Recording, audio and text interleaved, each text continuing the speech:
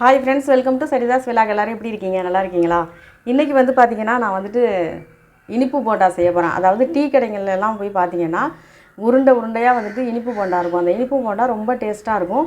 அதை எப்படி செய்யலாங்கிறதுக்கு தான் நான் வந்து இன்றைக்கி ஒரு வீடியோ போட்டிருக்கேன். இந்த இனிப்பு போண்டா செய்கிறது வந்துட்டு ரொம்ப அதிகம் பொருள் எதுவுமே தேவை கிடையாது. மைதா தான் இதுக்கு மெயினாக தேவை. மைதா வேணும். தேவையான பொருள் என்னங்கிறதெல்லாம் பார்த்தலாம். மைதா எடுத்துக்கலாம். இது வந்து பார்த்திங்கன்னா நான் வந்துட்டு 300 கிராம் மாவு எடுத்திருக்கேன். அதாவது இந்த கிராம் கணக்கெல்லாம் நமக்கு தேவையில்லை. அந்த பாத்திரத்துலேயே நான் அளவு சொல்கிறேன். இப்போ இதால் வந்துட்டு மாவு வந்துட்டு 3/4 கப்பு எடுத்திருக்கேன். நீங்கள் அதுக்கு தகுந்த மாதிரி எடுத்துக்கோங்க. சர்க்கரை வந்து பார்த்திங்கன்னா இது வந்துட்டு கரெக்டாக 100 கிராம் சர்க்கரை எடுத்து வச்சுருக்கேன். இதுக்கு இனிப்பு வந்து அரை இனிப்பாக தான் இருக்கணும். கொஞ்சமாக சால்ட்டு, கொஞ்சமாக உப்பு போட்டுக்குவேன். ஏலக்காய் பொடி கொஞ்சம். இது வந்து சோடாப்பு, ஆப்ப சோடாப்பு கண்டிப்பாக இதுக்கு போட்டாகணும். அப்போ தான் நல்லாயிருக்கும். அடுத்து வந்து பார்த்திங்கன்னா மெயினான பொருள் என்னான்னு கேட்டிங்கன்னா இட்லி மாவு. இது நல்லா புளிச்ச மாவு தாங்க. இட்லி மாவு வச்சுருக்கேன். இப்போ வந்து அளவு எப்படிங்கிறத நம்ம வந்து போண்டா செய்கிறதுக்கு மாவு எப்படி கலக்கலாங்கிறதெல்லாம் ஃபஸ்ட்டு பார்த்துடலாம். அதுக்கு முன்னாடி என்னோடய சேனலை மறக்காமல் சப்ஸ்கிரைப் பண்ணி வச்சுக்கோங்க. நான் வந்துட்டு உங்களுக்கு ஈஸியான ஸ்நாக்ஸ் ஐட்டம் எல்லாம் வந்து நான் சொல்கிறேன், வீடியோ போடுவேன், பாருங்கள். உங்கள் குழந்தைங்களுக்கு அதை செஞ்சு கொடுங்க. மைதா வந்து கெடுதல் தான் உடம்புக்குன்னு சொல்கிறாங்க. ஆனால் என்றைக்கோ ஒரு நாள் சாப்பிட்றதுனால ஒன்றும் தப்பாக போகிறது கிடையாது. நம்ம அதுக்காக சாப்பிடாமே இருக்க முடியாது. என்றைக்கோ ஒரு நாள் நம்ம செய்யலாம். இந்த இனிப்பு போண்டா வந்துட்டு பார்த்திங்கன்னா செய்கிறதுக்கு வந்து மாவு ஃபஸ்ட்டு பிணைஞ்சிடலாம். அதுக்கு வந்து பாருங்கள், இந்த மைதா மாவு இதில் கொட்டிக்கிறேன். இப்போ நான் இந்த அளவுக்கு மைதா மாவு எடுத்தேன். இப்போ பாருங்கள், புளிச்ச மாவுங்க. இது நல்லா புளிச்சிருச்சு மாவு. இட்லி மாவு ஒரு 3/4 அளவுக்கு மாவு எடுத்திருந்தேன். இப்போ அரை அளவுக்கு மைதா மாவு வந்து 3/4 கப்பு எடுத்திருந்தேன். இப்போ இட்லி மாவு வந்துட்டு ஒரு அரை கப்பு. இதையும் ஊற்றிடலாம்.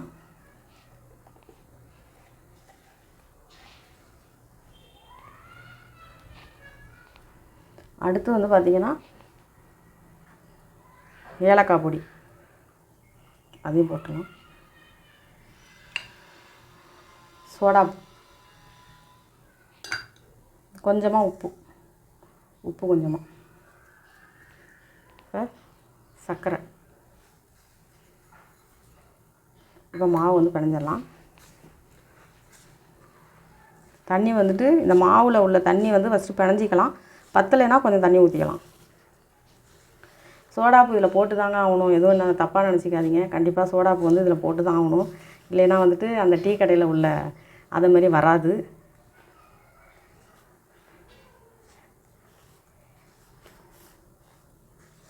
இந்த அளவுக்கு திக்காக இருக்குது மாவு ஊற்றி பிணைஞ்சும். இப்போ கொஞ்சமாக தண்ணி தெளிச்சிக்கலாம்.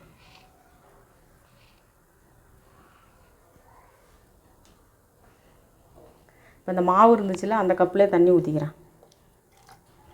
மாவு வேஸ்ட் ஆகும்ல.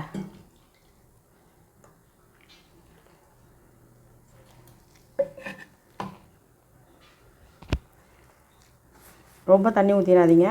ஏன்னா வந்து சர்க்கரை போட்டிருக்கோம். அது வந்துட்டு ரொம்ப வந்துட்டு என்ன ஆகும்னா, அப்படியே உங்களுக்கு கொஞ்சம் நேரம், ஒரு அரை மணி நேரம் இப்போ ஊற வைக்க போகிறோம். அப்படியே இலகி ரொம்ப தண்ணியாக போயிடும். அப்புறம் எண்ணெயில் போடும்போது உங்களுக்கு வந்துட்டு சரியாக எடுக்க வராது. அதனால் வந்து தண்ணி வந்துட்டு முடிஞ்ச அளவுக்கு ரொம்ப ஊற்றிடாதீங்க.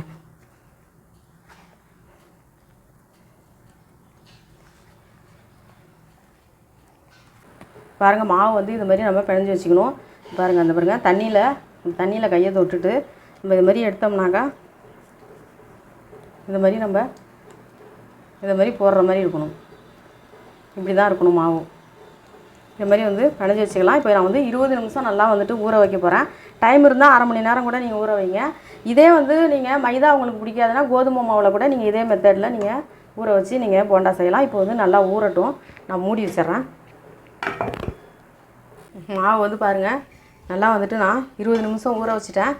இப்போ வந்து நம்ம போண்டா போட ஆரம்பிச்சிடலாம். இப்போ எண்ணெய் வந்துட்டு பாருங்கள், ரொம்ப வந்துட்டு எண்ணெய் கொதிக்கக்கூடாது. இப்போ வந்துட்டு ஓரளவுக்கு நல்லா சூடாகிடுச்சு. இப்போ போட்டுடலாம்.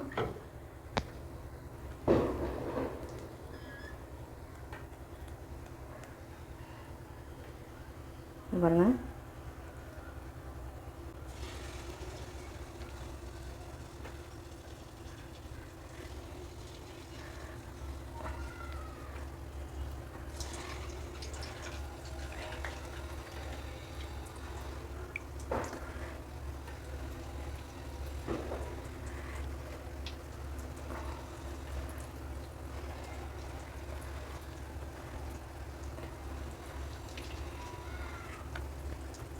எண்ணெய் வந்துட்டு ரொம்ப சூடாக இருந்துச்சுன்னா உங்களுக்கு வந்துட்டு மேலே வந்துட்டு அப்படியே ரொம்ப செவந்துடும், உள்ளே வந்துட்டு அந்தளவுக்கு வேகாது.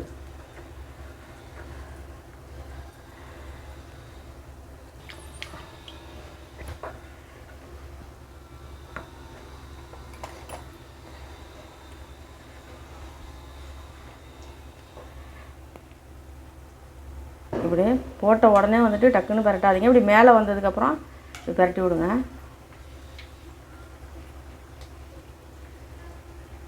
நல்லா மாவு வந்து நமக்கு எப்படி எந்த அளவுக்கு புளிக்க வைக்கிறோமோ அந்த அளவுக்கு வந்துட்டு நல்லா வந்துட்டு உங்களுக்கு சாஃப்டாக இருக்கும்,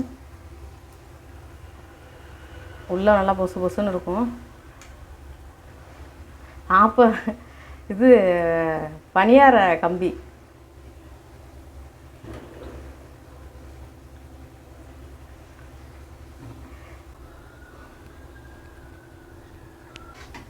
எடுத்துடலாம்.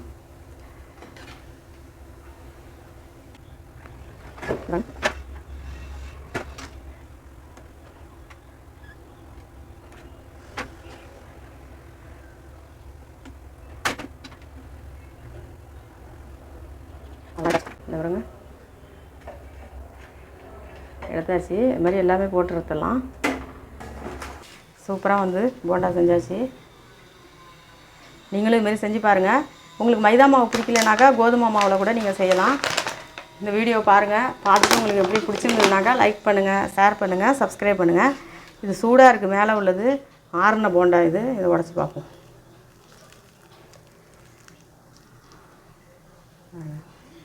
சூப்பராக இருக்கும். செஞ்சு பார்த்துட்டு எப்படி இருந்துச்சுன்னு எனக்கு கமெண்ட் பண்ணுங்கள். நன்றிங்க.